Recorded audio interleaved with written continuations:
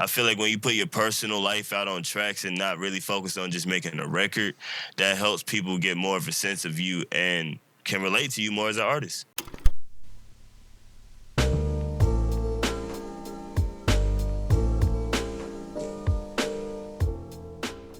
Welcome back to the 15th episode of the Resolution Podcast. I'm your host, Alex Lacey, and this week's guest is a very good friend of mine. He's been in the game for 10 years. He recently released an album in 2021, Faith and Faith, that has bangers like No Stress, Bounce Back, Japanese Lotus. His most recent one is Damage is Done, which, if you haven't, highly recommend you go check that out. It is ATL's one and only Jersey Mike, ladies and gentlemen. Let's make some noise. What's good, everyone? What's good? As he stated, you already know. My name is Jersey Mike. Originating from Trenton, New Jersey. Atlanta is my second home. Beautiful city. I'm just here ready to talk to Mr. Alex. Very good friend, as he said before. Very enlightened dude, and I'm just ready to share my knowledge with you and have a good talk with you, man. Thank you, man. I'm looking forward to it. So, rather than most podcasters or most interviewers, ask their guests how they got into something. I want to ask, why did you get into hip hop? What made hip hop the most appealing to you? So at a very young age, I was exposed to the hip hop scene, and not only the scene itself, but also artists of that caliber. So my older brother, he was friends with Capadonna. If you know who Capadonna is, he's affiliated with Wu-Tang. So my brother done hung out with Method Man, Redman, all of them. So I used to live in Jersey, and there was a studio right down the block, like a full-blown studio, and I'll never forget it to this day. And ever since that age, it's like it stuck with me. It made me just want to step into the expertise myself. And I found out through the years, as I've gotten older and stuff, like I was going through situations and I felt like at times there was nobody that I could talk to. Yeah, people would listen, but someone to talk to and, understand what I was going through was hard. So that's when I started expressing myself on paper. And I've noticed as I kept doing it, repetition creates, a more profound talent level for what I have done. So I just started noticing through the time that it was working for me, and the more I put my situation out there for everyone to understand me more as a person, it became easy for me to just, put my thoughts on pen and paper. Absolutely. I want to break down what you were talking about. About specifically listening or having somebody to talk to versus What's the difference for that? So to me, it's like when you're talking to someone can listen to respond or listen to understand. Most of the times when I felt like I was expressing myself to people, they would just listen to respond. And that created for me, it was more like it's like a distance. It's like, is me talking to you really going to solve anything for me? Or is it just going to help you understand me more as a person to give you fuel down the line to use against me? So that's when I started to close off and only let a select few people know what's really going on with me outside of the music. You know what I'm saying? Yeah, absolutely. I totally agree. I just wanted to hear your definition of it. There's a difference between somebody who's wanting to truly understand and somebody who's just who's just waiting for you to stop talking so they can say what they need to say. Exactly. And it's something that I picked up on easily. You know what I'm saying? Just how we're having a conversation right now, you're listening to understand and then you respond. You know what I'm saying? It's not backwards. You know what I'm saying? So when people understand that listening to respond is not really a safe way to handle, especially a friendship, let alone a business, you have to listen to understand. That's when a lot of people would feel like they're being more heard, because everyone wants to feel heard. Absolutely. And I would argue that's our purpose as creatives too, is we're all trying to make our audience or who we're trying to appeal to, we're trying to make them feel heard. Exactly. So exactly. Yeah. And that's why people do what they do, because they want to feel heard, appreciated. Absolutely. I mean, basic human 101. Help people feel heard, and then you can get Basic it human all. 101. Yeah, man. You mentioned you had an older brother and you were going to the studio. What was the first time in your what was your first time in the studio like? As a younger me, younger Michael, younger Jersey Mike, it was one of those feelings. It was like, wow, like,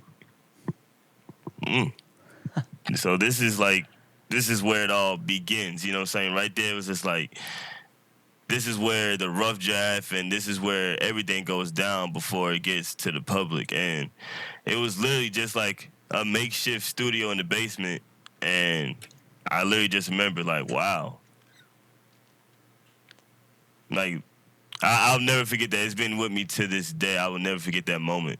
And like I said, as I got older, it became a part of my life. It's like, what if that was like a sign to me for the future? And as we see now, I actually started giving it time, and I'm starting to prosper off of it.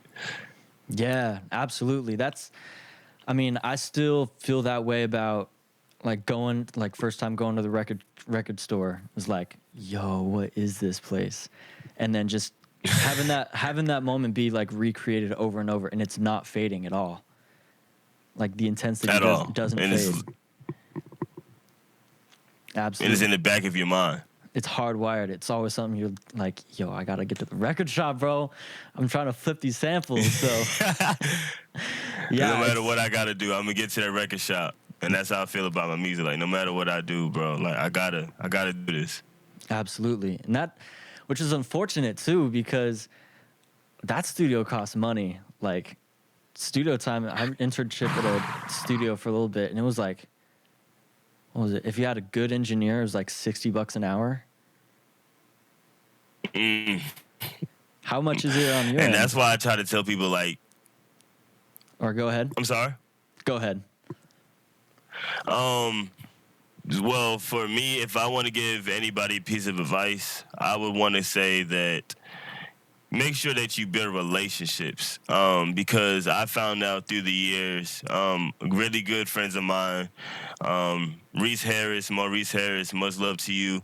My friend Terrence Stewart, Freeze, produced by Freeze, my man, cool as hell. Build relationships with people, because you never know how they may be able to help you down the line. It's gotten to a point that, I've paid my dues with them, but they've also seen that I really do take this serious, and this is more like a passion to me than a hobby. So it's just like, I don't have to do what everybody else has to do, because I have in-house people that I built a relationship with to where, yeah, I still pay them, but, I don't have to go to the big studios and do all that, because I have a team. You know what I'm saying? A team that cares about me as an artist, cares about me as a person, to, keep the money in the circle. Absolutely. Just to say the least, keep the money in the circle. That too. I feel like two things would come out of that too. One, you just get a better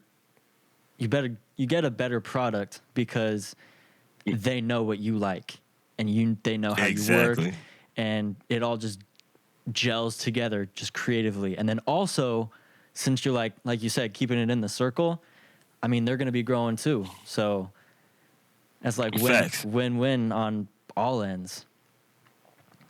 And that not only does it like create a relationship, but like experience for me as an artist, experience for my friend that engineered my music, my mans that do beats and all that. Like, experience, that's the best way that anybody can learn, because I can say I do this, but until I do it and do it repetitively, the experience is what helps mold someone to be better and want someone to thrive at what they want to do. So, like I said, keep it in the circle, and that way everyone can learn from each other. Absolutely. Just experience the best teacher. Who was it? Who said that? Experience the best teacher, street sweeper. Was that like, I think that might have been Nas that said that, was it?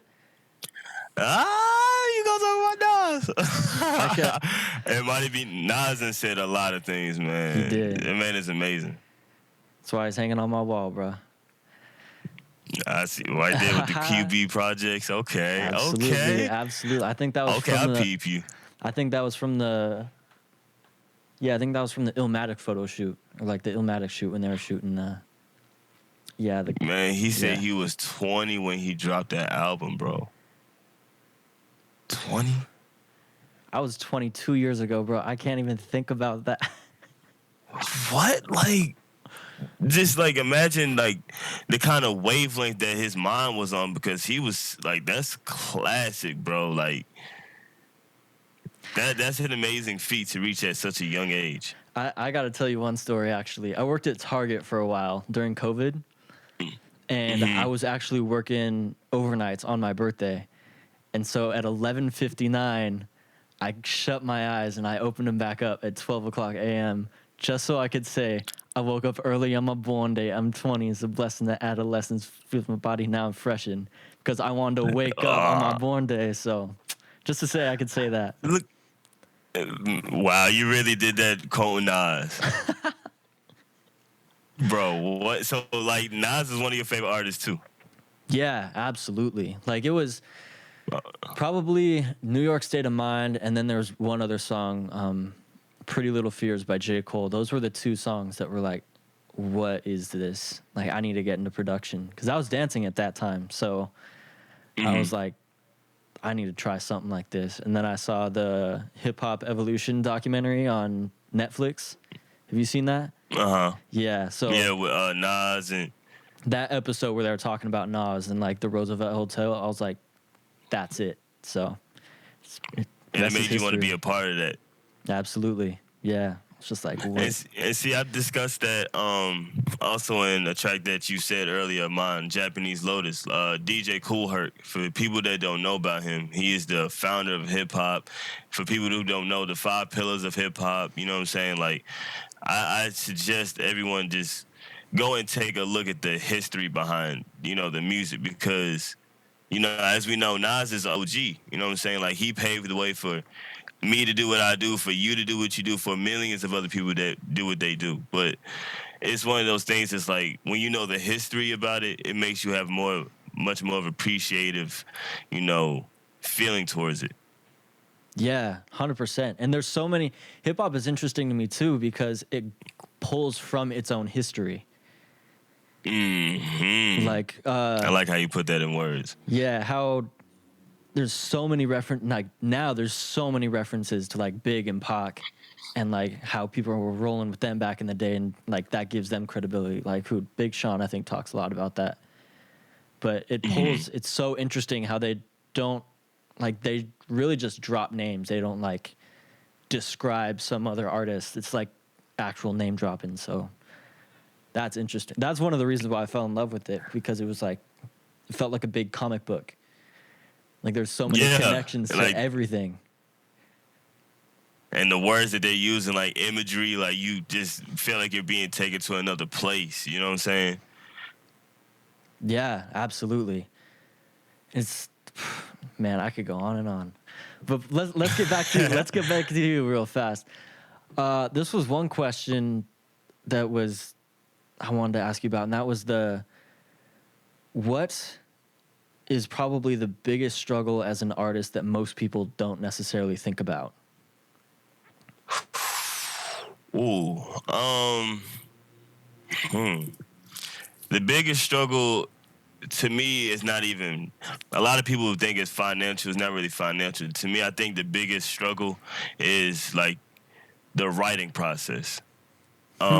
Because like you said, how hip hop pulls from its own history, like writing, I feel like even for me, like I have to basically put myself in the past and try to pull those same memories or those same things that I went through and put it on paper. And the hardest part of writing is starting. You know what I'm saying? The first 2-3 words, that's the hardest part, because it's like you have so many things going on in your mind. It's just like, what can I say to basically summarize what I'm feeling to put into a rhyme scheme? Um, so that's why I was like, the writing process is like the hardest because let's say Nas, how he wrote I Can. You know what I'm saying? You could tell that he literally sat there and thought about everything that he said. He went from how talking about the Greeks and Romans and how, you know, black people were this and that, just like history itself. But you could tell that his train of thought was on another level. So to me, I say the hardest part of being an artist is the writing process. Wow. It is just starting, and the hardest part about the writing process is just getting started. Would you say Yes. that the ending is just as hard, or is it that a little easier? I say the ending is easier for me because the ending is basically the beginning, but backwards. You know what I'm saying? So like a song like mine, Bounce Back. The way I started out, I was talking about God, but then the ending, I reiterated itself, and then I was like, I've been lied to, left for dead, and suddenly ignored. I am one with God, leading us in the war. So like the beginning helped mold the end. So it's basically like it's the two. Basically, it's like compare and contrast. If I start this way, I have to end it this way, and that's what creates the dynamic of like the ending. The ending is literally derived from the beginning. Damn, dude. That's a gem right there for anybody's looking. Having the ending, because that's facts. There's so many just stories like that. I'm trying to think of one, but there's so many stories that they tie back to the beginning. Like, perfect example, Nas, my favorite artist of all time. He has a song on Illmatic. On Stillmatic, I'm sorry, excuse me. On Stillmatic called Rewind. I spit a story backwards. It starts at the ending. whoa. And he's literally, you never heard that song? I really haven't listened to much of Stillmatic. I got to get up on that, but. Listen up, gangsters and honeys with your head done. Put it in the air, son. Like, you have to listen. I don't want to spoil it for you, but he's literally telling a story backwards. Like, even as far as, like, the dialogue, how me and you are speaking, if I said, Alex, how are you doing? He said it backwards, like, doing, you are Alex. How, you know what I'm saying? Like, it's so amazing to me, bro. Seriously, like. Okay. So, the ending is derived from the beginning. Okay. That is two things that shock me about that. First, that I haven't listened to Stillmatic all the way through. Second, the fact that I haven't heard anybody talk about that. Like, I've heard a lot of stuff about, what was it? I Gave You Power from It Was Written, talking about, like, the perspective of a gun. The gun. I've heard people talking about that. I mean, classic, like, no question. But how have I never heard about, like, yo, he told this entire story backwards. Backwards, That's bro. Like, he was insane. even talking about how he was having relations in a woman and how that went down. It's just like, bro, like, you have to listen to it. It's amazing. And like you said, it's appalling to me that nobody talks about this. Yeah. That, I have to wonder if that was inspiration for Kendrick Lamar. Do you know what I'm talking about? His Damn album. It's a different album if you play it from like back to front, like starting with the last song, and going up to the intro. It's like it's a different album with a different like thesis.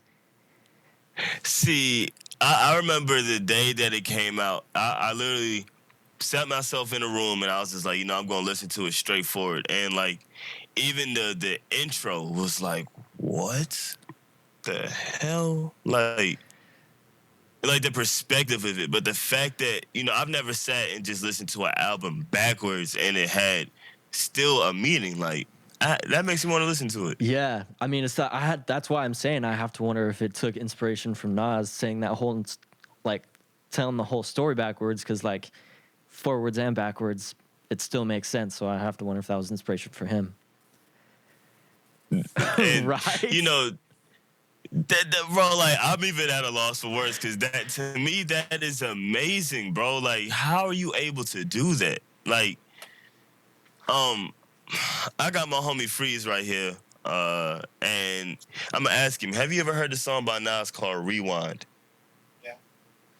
Okay, he's heard of it, Okay. but like when I tell you, bro, when you sit there and listen to it, I just want to tell you, like, even for me as an artist, that makes me want to step my game up. But like, damn, I want to try something like that. Yeah. I mean, I feel the same way about like the beats he raps over. I'm like, dude, I'm trying to do something like that. So Like Hit Boy evolutionized his like sound, bro. Hit Boy is different, man. He is my mentor. I had a mentor a little bit ago, and he was talking about how Hit Boy is like he's very boom bap, very like classic hip hop, but he's doing it like modern, like he's using like the modern sounds from the like today. So he's making like just modern day hip hop classics. So it's dope to see that marriage that he's done with that as well. And like, and for the fact that like he teamed up with Nas exclusively to like, to me, he's making history. He's making history, bro. And I didn't know Hit Boy was doing it as long as he's been doing it, but like, it's great. It's great. Yeah. I want to work with Hit Boy one day. That I could see it happening. I could see it happening for sure. Yeah. It'll be dope, man. Yeah, it's crazy. What do you think is the best story you think you've told on a record? In terms of technicality, like the best storytelling you've done on a record, I want to say. The best storytelling I've done on a record. Wow, that's a great question. I would say there's a track called Loyalty. Okay. I wrote that when I was at a very low time, very dark place for me. And no lie, I started writing that track in like October and I didn't record it till February just because I wanted to make sure that, you know, every word was in conjunction with each other. And like I stated in the hook, I was just like, my word's sincere and I cannot take it back. The code of loyalty means you never turn your back on those you love. Nothing I put above God, family, and friends. I do not deserve to be dubbed.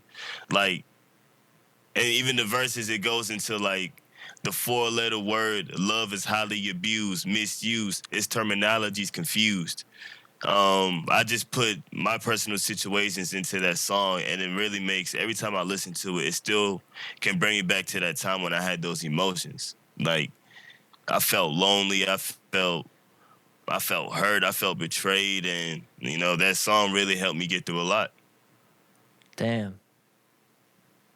Seriously. That's how you know something's a classic, is when it can take you back to that exact moment and rekindle those exact emotions.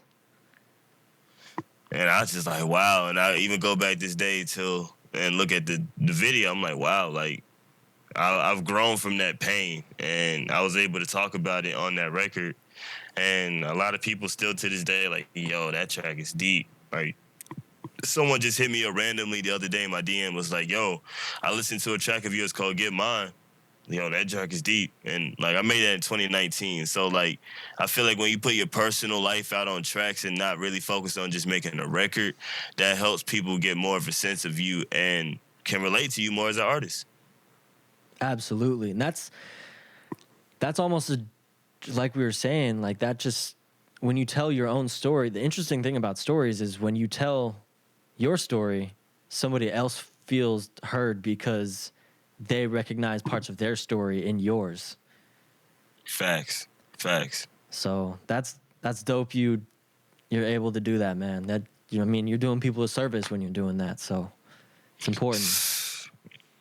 Man, I can't even begin to tell you, like, even just small feedback I get from people, like comments or whatever the case is, like, people always tell me, like, wow, man, that song really done this, or this, that song made me feel this way. And it's like, it makes me feel good as an artist because I'm just telling what I've been through, not realizing at the time that I was literally writing somebody else's life on a piece of paper to tell their story, who might have ran into somebody who, like I said earlier, who was listening to respond, not listening to understand what they were going through. Damn. Like, there you go. We're tying it right back to the beginning. Like I told you, the ending starts from the beginning. We ain't ending it right now. We ain't ending it right now. So I saw an interview with No ID, which, if you don't know, he was the mentor for Kanye West, and he's done a lot of stuff for like Jay-Z, J. Cole, back when he was just coming up. He's done a lot of stuff for a lot of people just behind the scenes. And he talked about how there is always going to be a number one hit song for the week, and there's going to be 52 of those songs. So it really doesn't make things super special. Like, oh, cool, I was one of the 52. All right, I mean, if you're looking in the grand scheme of things, there's a lot of songs that are dropping now, and so having that accomplishment is like, props to you, like, congratulations. But he said what he's looking for now is, I'm looking for somebody to come up to me and be like, yo, that song changed my life. Like, and he was like, that's when Plaques started to not mean as much to me. So I'm curious what your perspective on that is. Is it like more meaning? Is it more like, or where do you think Plaques and meaning of songs can converge? Is there a marriage between those two? The way I feel like about hip hop, I feel like plaques are really rewarded just off of sales. Now we're talking about the difference between sales and impact. If we're talking about impact, let's talk about Michael Jackson's Super Bowl halftime performance. Impactful performance, impactful, makes everybody tear up. Now we'll talk about sales. We'll talk about Yeezys, multi-million-dollar contract. I'm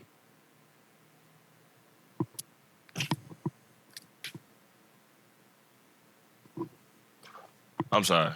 You're good. Yeah, sales and impact. So like sales, like they can impact the person who's selling it life, but the impact, it comes from what the artist made people feel. So plaques to me don't really. I'll be gracious for the plaque, but the impact that it does only for me, it's a selfish, gratifying feeling because nobody else can feel that. You know what I'm saying? Like, if I was to get a plaque from Spotify, oh, you got 1 million streams on I Do It For Hip Hop, that's impactful to my life. But if, let's say, I Do It For Hip Hop was like, someone hit me up and they left a comment, they was like, wow, man, you taught me some new vocabulary. What I wrote impacted them because they learned something from what they were listening. So I don't think there's really much of a merge point for plaques and impact at all. Okay, because it sounds like, so from what I'm hearing, it sounds like plaques are much more self-serving, while impacts and like, yeah, how you change people's lives, that's much more like for them. That's selfless. Right. Go on YouTube numerous times, like Michael Jackson. I think he's one of the most impactful artists to ever grace this planet. Rest in peace to his wonderful soul. But, you know, at times he would let his fans come onto the stage. And do you know how that impacted somebody, bro? Like, Michael Jackson brought you on stage in front of millions, and just a person of that caliber, like, letting you be part of his presence, like, that's a blessing. That's impactful to somebody's life. Absolutely. You know what I'm saying? Yeah. I've seen a couple videos where, like you said, like, fans would rush the stage and he would just, like, embrace them. And, like, security would, like, take them away in a little bit, but, like, he was embracing them and allowing them to be part of the show for that moment. And that's a wonderful feeling. Like that's like if I was at a Nas show or a J. Cole show or Dave East, whoever, and it was like, come on, man, come on to the stage. I'm like, me? I'm going home with a smile on my face for like the next 3 months. I swear to God, like I'm just gonna be cheesing everywhere. Just like, yo, what's up? Were you on stage with J. Cole? Nah, but I was. yeah. I was. I feel good about that. So that's impactful to somebody's life. Yeah. And I mean, the memories you're going to make, like, that just hits them so hard for so long. Like, those little moments. Yep. Crazy. And they're going to remember for the rest of their life. That's insane, man. Do you think that artists that are just coming up, they still have... I mean, they don't have the same notoriety as like Michael Jackson, obviously, but do you think they can do something similar with their fans? Yeah, because I feel like if you're a fan of someone or if you're constantly listening to their music, there's something about your life that resonates with that artist. So yeah, in each and every way, like Future has impacted somebody's life, Kendrick Lamar, J. Cole, Dave East. You know, they have these fans because the people that are listening to them, they can relate to them the most. You know what I'm saying? Mm-hmm. Yeah, so the relatability is key, pretty much, and that just comes through telling our own stories. Yep, and like literally just putting your life out there for other people to relate to, because that's really what music is. You're just listening to, or sometimes when I listen to music, I listen to keynotes like, damn, I went through that too. So to know that this artist went through it as well, is just like, they're human just like me. Mm-hmm. You know what I'm saying? And it's just the fact they have a platform now to speak out for most people that went through the same thing. And they have the skill to articulate what people are not able to articulate. So exactly, just in words. Just in words. I mean, that's why they call them wordsmiths back in the day. They were so good with them. That's what I aim to be, a wordsmith. Absolutely. Wordsmith, lyricist, they're pretty interchangeable now. But unfortunately, we got to wrap this up. Jersey Mike, thank you so much for coming on, man. Where can people find you? What platforms are you on? I'm on every single thing. If you all can just follow me on Instagram at Real Jersey Mike. That is Real Jersey MIC. If you got Apple Music, Spotify, YouTube, SoundCloud, Tidal, whatever you name it, type in Jersey MIC. Mad lyrical music, very relatable artist. You're gonna love everything you hear. Thank you, Mr. Alex. Thank you, man. I appreciate you coming on. Most dead, baby. One love. All right, peace.